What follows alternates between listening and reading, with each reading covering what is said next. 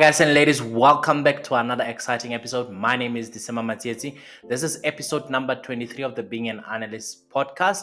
And like I promised in episode 22, we're going to be talking about COBIT. COBIT is a nice IT governance IT governance tool that will help us as analysts to know what should be done, especially with our databases like we've spoken about in episode 21, and how should the rest of the world actually look at what we have done in terms of governance. And COBIT is one of those tools that they can use to evaluate us, and we can use it to our advantage to show that we have made our organization worth something because we actually followed the guidelines. That's what we're discussing just after our theme songs. So stay tuned.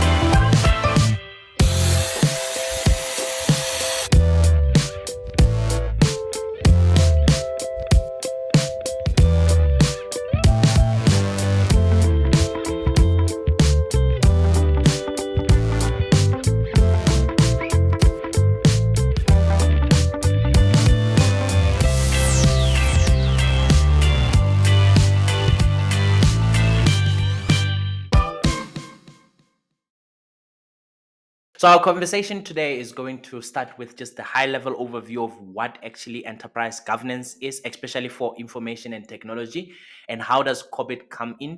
We're going to chat about a little bit about COBIT, what is it looking at in terms of internal stakeholders and outside stakeholders. And at the end of this video, we're going to be showing how do we plug into the COBIT multi-layered COBIT framework, and how are we quite vital in it. And lastly, we're going to be talking about what COBIT is and what COBIT is not, so that we can have a clear understanding just before we say, okay, we're going to be using COBIT for this reason or for that reason. Without further ado, let's start with the first segment of our podcast. What is enterprise governance of information and technology? We can call this EGIT, enterprise governance, EGIT of information and technology. And it's quite important for us to have governance, especially given the centricity of information and technology for enterprise risk management and value generation, especially focusing on enterprise governance of information and technology. And we have known how information and technology have grown within the last 2 decades. And it is quite important for us to have a look at that. So EGIT and enterprise governance of information and technology is an integral part of corporate governance. Remember, we've spoken about the board, and the board is done with King 4. That's corporate governance right here in South Africa. And actually, King 4 is internationally recognized. So when we're looking at that side, we say the board is responsible for information and technology. So we're coming down to say, oh, hang on a second. Actually, EGIT is exercised by the board that oversees the definition and interpretation of processes, structures, and relational mechanism. And it enables both the business and IT people, including us, to execute their responsibilities in support of business and IT alignment. And it enables creation of business value and information and technology, IT-enabled business investment. That's just looking at the enterprise governance of information and technology. Just while we're there, remember the triangle that we've spoken about. So in this triangle, I just want us to look at just the first top portion of the triangle. Remember, the first one was the strategic level. That's where the board sits. And then the second one, which was the middle, was the tactical level, which is where the management or executive level sits. Just looking at that tip of the iceberg, of the iceberg, if I might say, just that small portion of the triangle. That's where governance and management is looking at the definition. So the first part of governance, which is where the board level is, COBIT will ensure stakeholder needs, conditions, and options that evaluated to determine enterprise objectivity. And also on that level, is there to ensure the direction is set through the prioritization and decision making, and also to ensure performance and compliance are monitored against objective. That's just on the board level to say, hang on a second, we have some objective. Are you compliant with it? We have some direction. Can you actually, we've set the direction. Can you prioritize the direction that we have set, and help you with decision making? Just below that, on the technical level, which is on the management or executive level of the pyramid, we're looking at plans, builds, runs, monitors of activities in alignment with the direction that is set by the governance body to achieve the enterprise objective. So the first board sets the governance and objective, and the management level just looks at how do we plan, how do we build, how do we run, and how do we monitor activities that aligns with whatever we have been given for governance. So when we're looking at that, that's where we're looking at what COBIT is going to be helping with and without. So while we're there, let's just look at, before we start with COBIT and I tell you the framework, let's just go to another segment that says what is COBIT and what is not COBIT. So there's four things that we're going to be talking about on both sides. The first four that says what COBIT is. Number one is COBIT is a framework for governance and management of IT, of enterprise I&T, which is information and technology. So anything else that has to do with information and everything else that has to do with technology, COBIT could be applied. Number two, COBIT defines the components to build and sustain a governance system. So remember, when we are implementing governance, we can use COBIT to define those components so that we can build our governance system. Number three is COBIT defines the design factors that should be considered by enterprises to build a best fit governance systems. Best fit governance system, which means it could be internationally recognized governance system. The last one is that COBIT is flexible. Yes, it is flexible. You don't have to adhere to everything. So it is flexible and it allows guidance to new topics to be added. So in case you have something that COBIT did not cater for, you are welcome to extend onto that. Especially as analysts, you would see when we get to that portion that you have some freedom to actually add or remove. But as long as you adhere to the framework, you can say we are COBIT. Okay, let's look at what COBIT is not. COBIT is not any of these four. Number one, it is not a full description of the whole IT environment of the enterprise. So you cannot come and say, oh, COBIT shows our DNA or our framework of the whole entire enterprise IT environment. No, you cannot do that. COBIT is just there for governance so that we know that what you are doing is quite correct. It's not a blueprint. So I would still say first start with standard operating procedures or a map of the whole entire IT system. Then after that, then you complete the COBIT framework. It's not a framework to organize business processes. So your business processes, you still have to sit with your business analyst and your process engineer and you discuss your business processes. You cannot rely and say, no, COBIT is going to show us how the processes are going to go.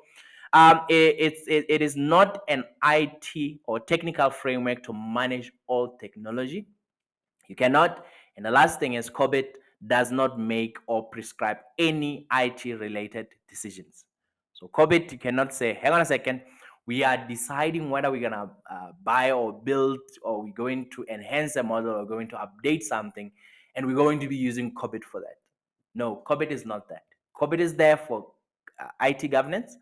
Why do we need an enterprise information and technology governance? Is that the triangle? Remember, we spoke about it, that the directive starts from the board of directors, it goes all the way down. That you can say, can you show us that thing? Can we adhere to COBIT so that we can know that what we have implemented within our IT infrastructure? So when we're looking at that, if that is on your scorecard, then I think you are in good stead to be using COBIT for that. So I think we are together in this case to say, we're not saying COBIT is going to help us with documentation. No, COBIT is just the framework for governance, so that the board of directors, as they sit there and they're like, how is information access and authorization managed? We would know, okay, this is how it's managed. according to the COBIT framework. Let's look at our internal stakeholders. Let's look at, um, you know, who can benefit from this. And then later on, we're going to look at the external stakeholders that can actually benefit from COBIT. So we have about 6 internal stakeholders that can actually benefit quite nicely with COBIT, starting with the board itself. So it will provide insight on how to get value from the use of information and technology and explain the relevant board responsibilities. So when you are COBIT compliant, can you see you're already helping your board sit there and make decisions? Because already, irrespective of the technology that you pick, the board looking at COBIT will say, I think we know where we are going. Executive management, which is the second portion of the triangle, it provides guidance on how to organize, monitor performance and of information and technology across the enterprise. So remember, the management level has to go back to the board and say, this is how much, or this is what the landscape look like of our IT infrastructure or IT environment. So COBIT will help with that. The last one is the business managers, which is now a level lower. We're looking at middle managers here. Those business managers, it helps to understand how to obtain the information and technology solutions enterprise require and how best to exploit their technology for strategic responsibilities. Because remember, when we say enterprise governance, COBIT is not just looking at the IT department, it's looking at enterprise wide. So when we're looking at business managers, whether they sit within the IT department or they are sitting in HR or they're sitting in finance or they are sitting in operations, COBIT framework of COBIT way of governance will help them understand how to obtain IT solutions within that enterprise. IT managers, these are the ones that sits within the IT environment. It provides guidance on how best to build and structure the IT department, manage performance of IT, run an efficient and effective IT operation, control IT costs, align IT strategy to business priorities, and etc. So all of that to say, what does the software development life cycle look like? And then how you split it out to say, okay, we're gonna do this. We have built, site. We are procuring. All of that, IT managers could be helped accordingly. Assurance providers, which are the people that probably sitting on the site, probably internal auditors, just looking for assurance. It helps manage dependencies on external service providers, provides assurance over IT, and enables the existence of an effective and efficient system of internal controls. So it's just to give them assurance to say, listen, we have this framework that's put in place, and we know that this is how it all works out. It looks quite nice. And for risk management, it helps to ensure that the identification of management of all IT related risk is done correctly. So remember, any other technology that we deploy or we employ, all of that has got risk attached to it. And that risk management with COBIT, you can be able to identify the risks properly. Now that we know the internal stakeholders, let us spend a few minutes here just discussing the external stakeholders, because we need the external stakeholders. And the first one is the regulators. I mean, if you are a bank, you have regulators in your place. If you are in government, you have regulators in place, because no government entity exists on its own. There might be an act, there might be whatever in place. So it determines whether the enterprise is compliant with applicable rules and regulation, and advises what the enterprise has the right governance systems in place to manage and sustain compliance. So compliance to whatever the regulation is. If you're in the banking association would say, hang on a second, let us see. We told you what you must do, and we come back with COBIT to say this is what the controls look like, this is what governance system looks like, and then they say, oh, hang on a second, are we sure that you're going to be able to comply with what we just gave you as a directive as the regulators? So all of that is what the board of directors is responsible for. Besides that, we have business partners. If you are as SMME or a large organization, this going with COBIT will confirm that business partners' operations are secure, reliable, and compliant with applicable rules and regulation. Especially nowadays that we are using APIs, you clicking into my system so that you can attract, or you're selling on one e-commerce solution, all of that. With COBIT compliance, we're here to show that, oh, hang on a second, we are just not going to bring down your system. Can you see how important this is just for us analysts in setting up the system? IT vendors, yes, even IT vendors also. IT vendors operations must establish that they are secure, reliable, and compliant with applicable rules and regulations. So just on that side, just going with COBIT and talking to them to say, guys, we want you guys to have a look at COBIT, and we want you guys to also know how we're operating, can actually help quite a lot just looking at that. So we have governance system, when we have governance framework, and all of those things are part of COBIT. If you're looking at it, if you're looking at the governance framework, you're looking at you have some conceptual model, you have some open and flexible framework, because COBIT, you can do it whichever way that you want to do it, and you would know that you are aligned with major standards if you follow COBIT. On the governance side, it provides stakeholder value. The governance is distinct from management, because you know that the board of directors will have this governance and management will look at this. We'll have a look at it now. You will have a holistic approach of the enterprise architecture. It's tailored for each enterprise's needs. So you don't say COBIT is, it's strict for me. If stuff are not applicable to you, you just say accordingly, not applicable, not applicable. Dynamic governance system, and you have an end-to-end governance system. So, adhering with COBIT, you know that you are in the right place because it's an end-to-end system. What does it look like? So COBIT is split into, I would say, two things. First one is the governance of objectives, and the last one is the management of objectives. So on the government of objectives, which is the first portion, you're looking at evaluate, you're looking at direct and monitor. So first thing that the board of directors would do, we want to evaluate, we want to give you a directive, and we want to monitor. Okay. What the rest of the management is supposed to do is, the first thing, other sections of management of objective could be aligning, planning, and organization. Other ones could be build, acquire, or implement. Other ones could be deliver, service, and support. Other ones could be monitor, evaluate, and assess. So you'll see that different portions of the IT environment is responsible for different things. Let's start with the framework of COBIT. So you'll find out COBIT is the multi-layered framework. So it has 4 layers, 1, 2, 3, 4. The first layer on the top, it's about governance. So that's where board of directors is.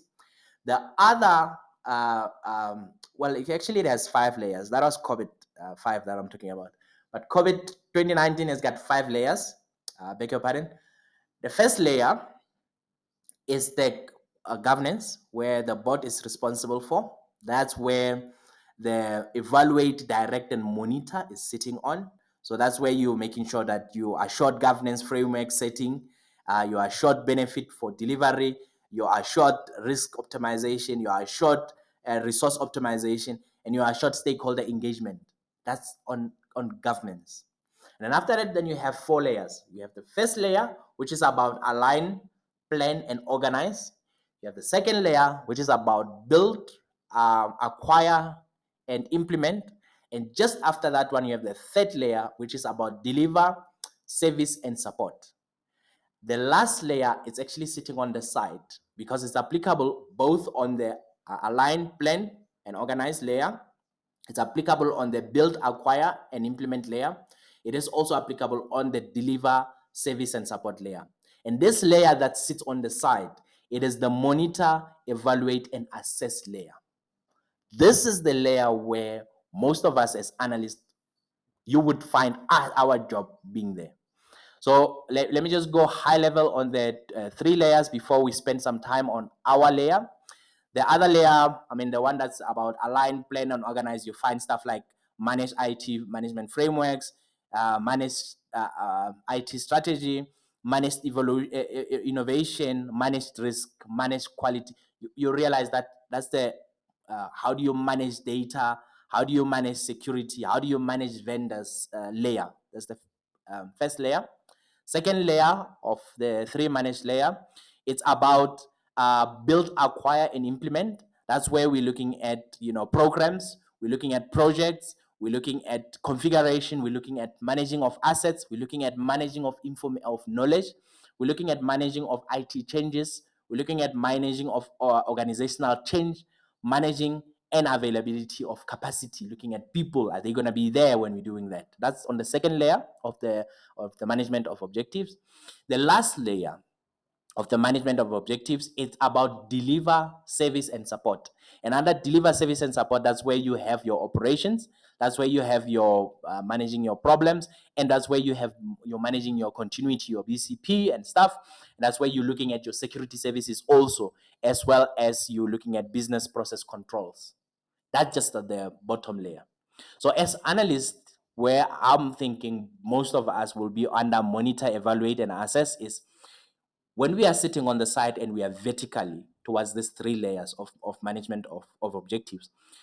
Under the first layer of aligning, planning, and organization, we have managing performance and confirming monitoring.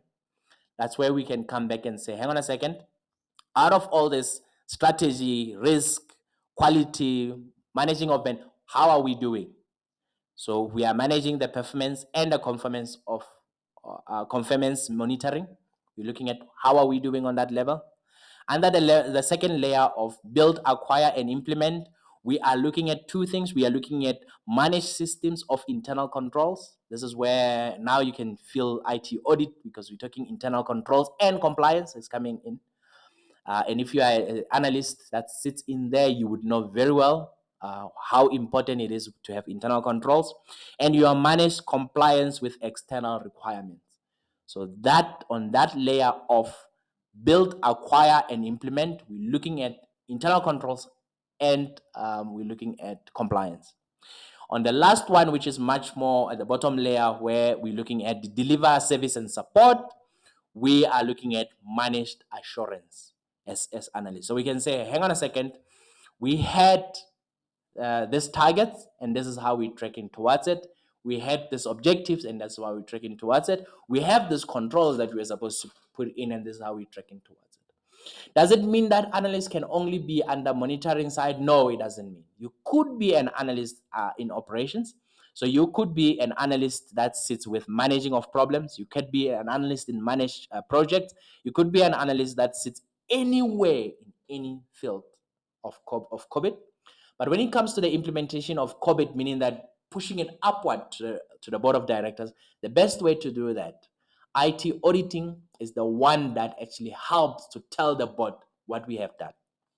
And what does IT auditing does? It comes through, it looks at our internal controls, and it looks at our compliance in our databases. So you created your database and you say, hang on a second, they're going to be asking you, how is people accessing the database? You'll say, okay, we access it by user or by roles. All of those is what is needed to be taken upstairs. How often do people run? Can they have access to run the query, or they don't run the query?